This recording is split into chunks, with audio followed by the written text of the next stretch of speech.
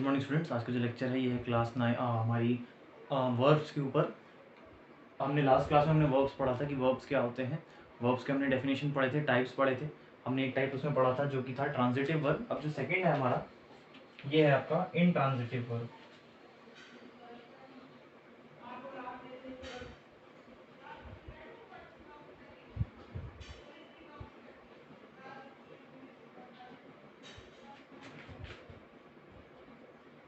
तो ये हमारा जो है ये सेकंड टाइप का वर्ब है। अब जो इसकी डेफिनेशन है आप देखिए।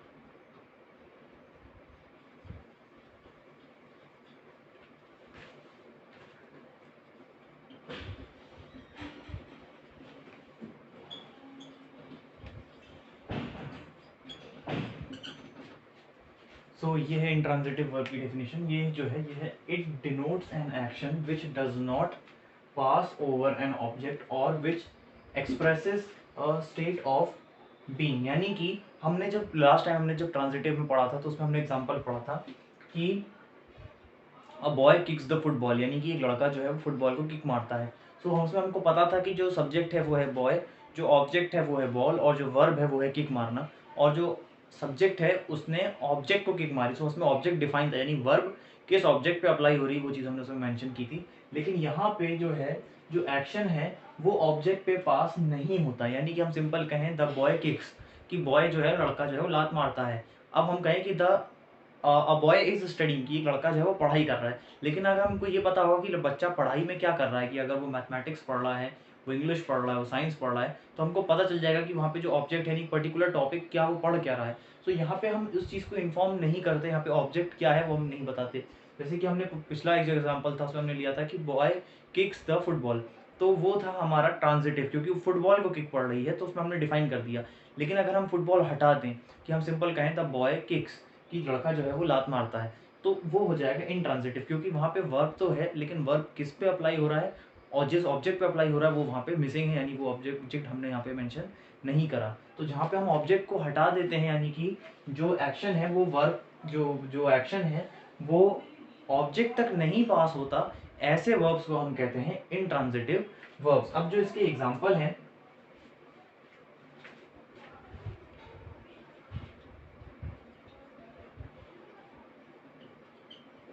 जो सबसे पहला एग्जाम्पल है इसका ये है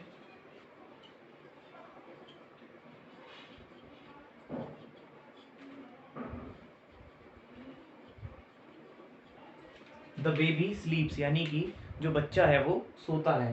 कि अब यहाँ पे जो बच्चा है वो सो रहा है, तो सिंपल यहाँ पे जो सोना हो गया ये हो गया यहाँ पे वर्ब, जो बेबी हो गया ये हो गया आपका यहाँ पे सब्जेक्ट, यानी कि हम एक बेबी की बात करें, छोटे बच्चे की बात कर रहे हैं, तो ये हो गया हमारा सब्जेक्ट, यानी कि किसके विषय में हम बात कर रहे हैं, यानी कि हम किसके बारे में बात कर रहे हैं। स्लीप्स ये हो गया verb, this is the verb, कि हम यहाँ पे काम क्या हो रहा है, so this is verb. Now the thing is there is no object here in this particular example, you cannot find any of the object। अब यहाँ पे देखिए कि यहाँ पे किसी ऑब्जेक्ट पे अप्लाई नहीं हो रहा। स्लीप जो वर्ब है ये किसी पे अप्लाई नहीं हो रहा, ये है हमारा सब्जेक्ट, ये है verb. There is an object missing in this sentence, so this kind of verbs are called intransitive verbs. तो ये तो हमारा पहला एग्जांपल था। इस तरीके से हमारा दूसरा हो जाएगा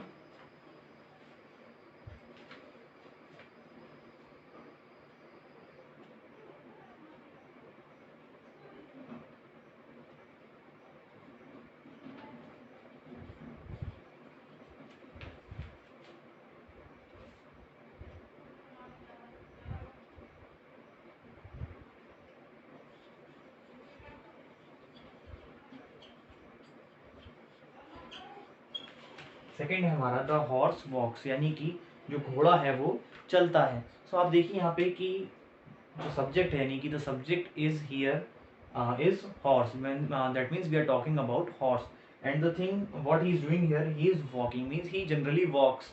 सो we are talking that he generally walks. So walking is the verb, horse is the subject, यानी कि जो हमारा सब्जेक्ट है ये है हॉर्स, जो वर्ब है वो हो जाएगा वॉक्स। लेकिन ये वॉक्स जो है, इसके बाद इस सेंटेंस में भी आप देखिए कि इसमें कोई भी ऑब्जेक्ट नहीं है कि अब हम कहें कि जो घोड़ा चल रहा है तो कहाँ चल रहा है या किस जगह पे जा रहा है, ऐसा कुछ भी हमने मेंशन नहीं करा। सिंपल हम कह रहे हैं कि बस घोड़ा चलता है। सो इस टाइप के जो हमारे जो एग्जांपल्स हो जाएंगे ये हो जाएंगे हमारे इंट्रांजिटिव वर्ब के। सो सेकंड वाला भी इंट्रांजिटिव हो गया। थर्ड जो है हमारे पास,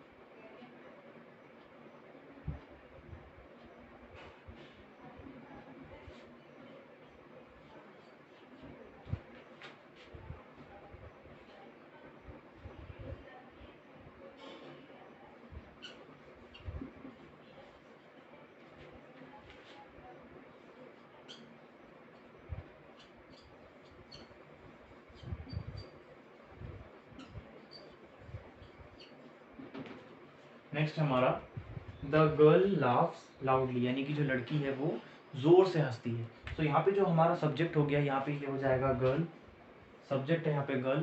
लाफ्स जो हो गया ये हो गया हमारा, ये हो गया हमारा वर्ब। और जो लाउडली है ये हमें बता रहा है कि जो लाफ है वो किस टाइप की है। सो लेकिन यहाँ पे आप देखिए यहाँ पे फिर से जो है, यहाँ पे जो ऑब्जेक्ट है वो मिसिंग है, यानी कि जो ये जो लाफ्स है, यानी कि इस ऑब्जेक्ट और सब्जेक्ट में कोई भी कनेक्शन नहीं है।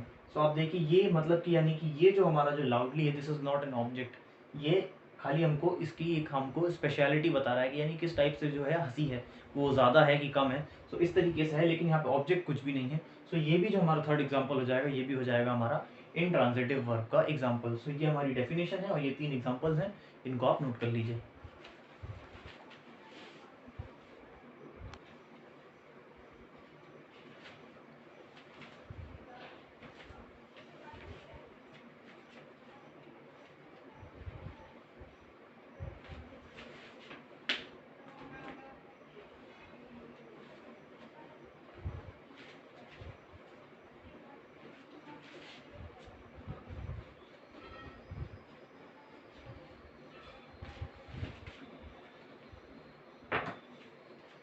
अब जो नेक्स्ट हमारा टॉपिक है ये है कंजंक्शन ऑफ वर्ब्स।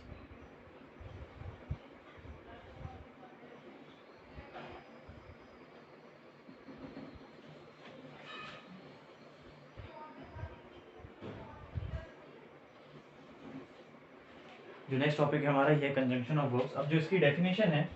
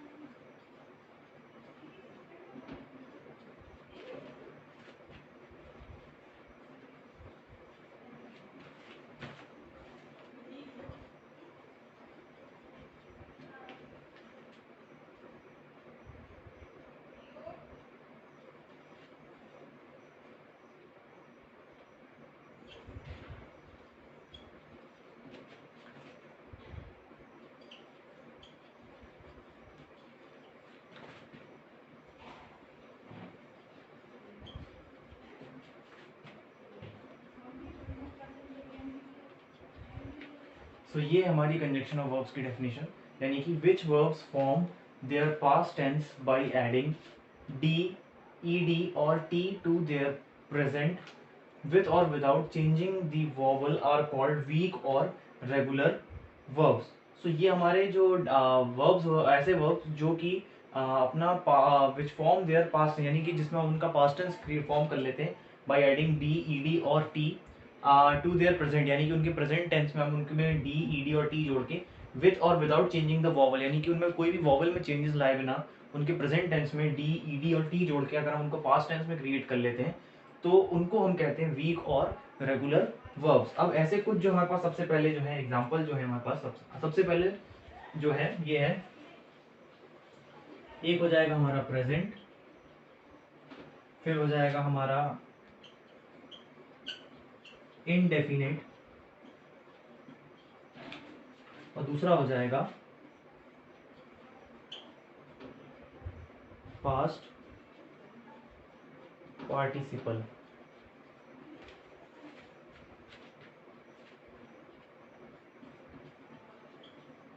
सो इसमें हम जब सबसे पहला कोई भी एक वर्ड लेंगे, हमारे पास सबसे पहला है एक्ट, तो प्रेजेंट का हो गया एक्ट, इसमें जब हम पास्ट में बनाएंगे तो ये बन जाएगा एक्टेड,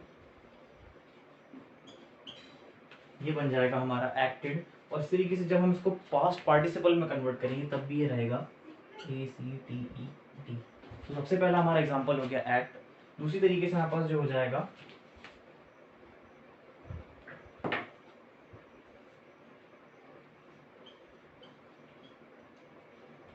अग्री,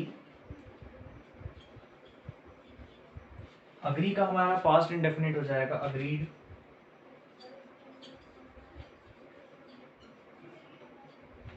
अग्रीड, और उसके बाद जो हो जाएगा पास्ट पार्टिसिपल ये भी हो जाएगा अग्रीड। सो इस तरीके से जो है हमारे जो वर्ड्स हैं वो कन्वर्ट हो जाते हैं। सो ये जो हमारी ये डेफिनेशन और ये हमारे दो एग्जांपल्स हैं, इनको आप नोट कर लीजिए।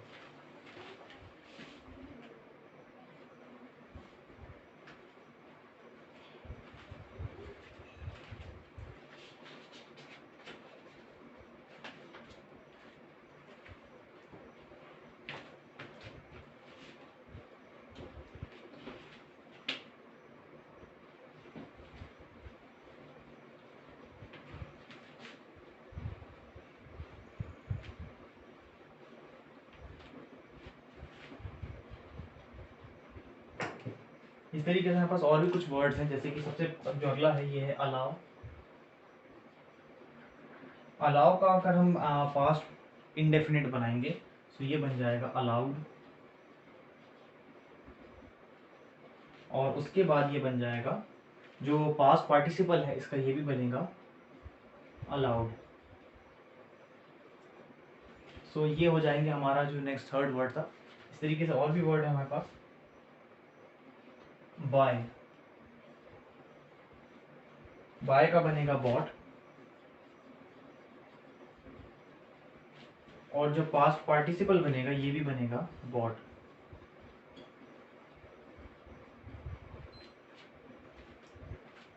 नेक्स्ट जो है ये है बर्न, बर्न का बनेगा बर्न्ड, और जो नेक्स्ट है ये भी बनेगा बर्न्ड। तो इस तरीके से जो है ये वर्ड्स जो है फॉर्म होते हैं। हम और कर लेते हैं, जैसे कि बेंड, बेंड का बनेगा बेंट, और थर्ड फॉर्म भी बनेगा इसका बेंड। सो ये चार वर्ड्स और हैं, इनको भी आप नोट कर लीजिए।